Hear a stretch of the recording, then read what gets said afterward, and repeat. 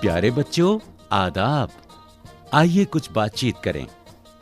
ये कुछ मुकालमे दिए गए हैं। कामरान और सना आपस में बातचीत कर रहे हैं।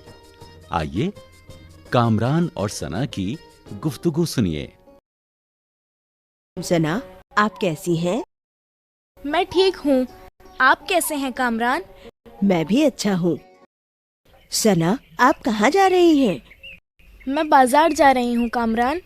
आप वहाँ से क्या खरीदने जा रही हैं? मैं एक पेंसिल और कॉपी खरीदने जा रही हूँ। अच्छा जाओ, खुदा हाफिज। खुदा हाफिज। कामरान ने सना से क्या पूछा? सना, आप कैसी हैं? सना ने कामरान से क्या कहा? मैं ठीक हूँ। आप कैसे हैं कामरान? सना कहाँ जा रही है? सना बाजार जा रही है। वो क्या खरीदने जा रही है? वो एक पेंसिल और एक कॉपी खरीदने जा रही है। अब इस गुफ्तगू को दोबारा सुनिए। सना, आप कैसी हैं? मैं ठीक हूँ। आप कैसे हैं कामरान? मैं भी अच्छा हूँ। सना, आप कहाँ जा रही हैं? मैं बाजार जा रही हूँ कामरान। आप वहाँ से क्या खरीदने जा रही हैं?